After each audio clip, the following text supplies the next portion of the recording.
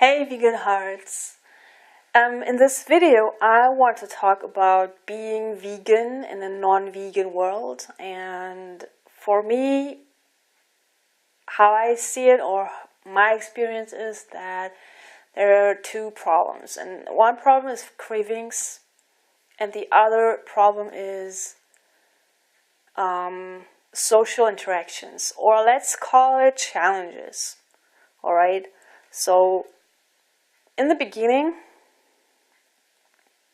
when I started a high-carb, low-fat vegan diet, I had to think how I would move through a store, because the side of these things that I was learning not to eat anymore was triggering cravings for me.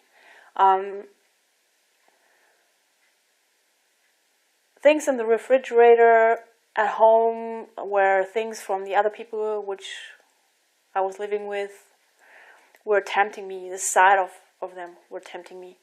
They were not vegan. And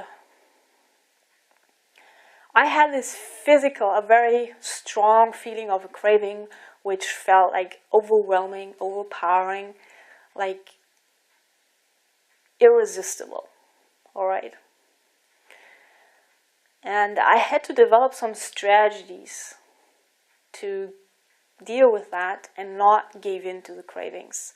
So the most difficult was the physical craving. So this craving that feels like an irresistible urge to eat a certain crab food, like for example cheese or something. And I was always, I was convinced, I would have sworn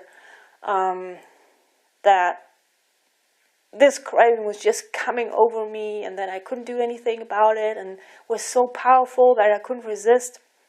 And there was a point where this thing conflicted with my wish to be a vegan. I really wanted it. I had read a lot and I just wanted to be a vegan. I really wanted it, and I understood that you cannot every couple of weeks or even month have a binge on non-vegan foods, and being a vegan, that doesn't fit. You have to decide, and then you have to do it or stop doing the non-vegan things. And I was like, I understood how important this was to me. I really wanted it, and I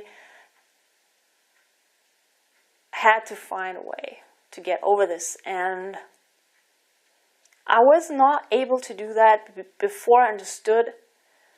This was after my last binge on a huge amount of cheese. I understood after, a couple of days after, suddenly I had some sort of a revelation that I did not have this strong craving by accident.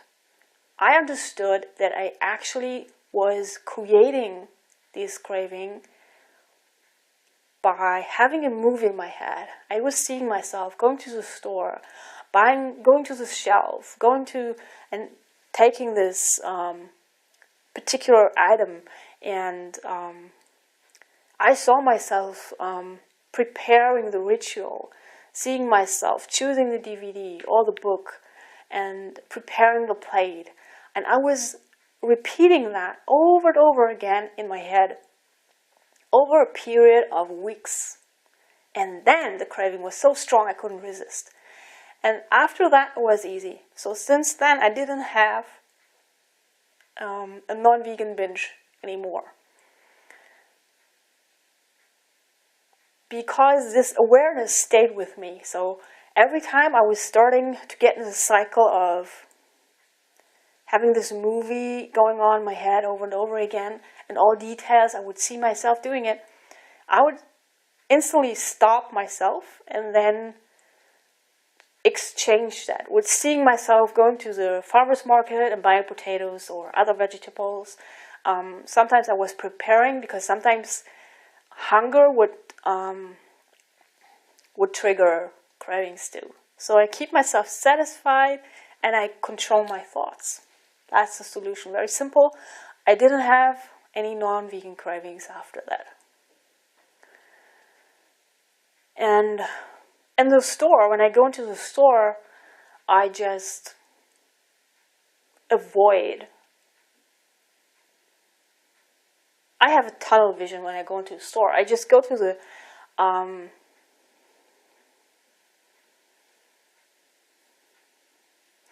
I just go to the section where vegetables and juices and whatever is, and the other things I'm not interested in. I just avoid them.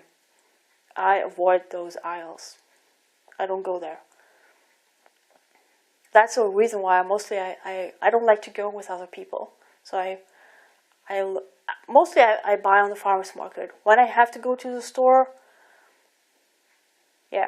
I have a certain way how I move through the store.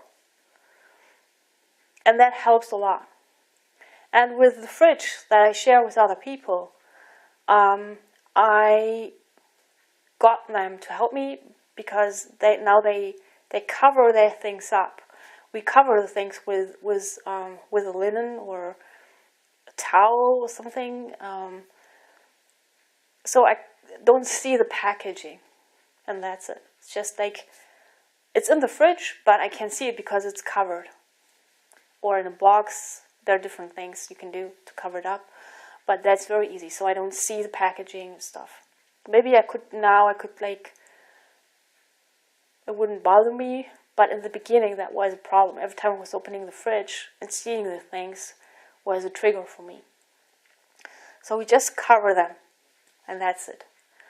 That was the solution. So in the social interaction, it's a little bit harder.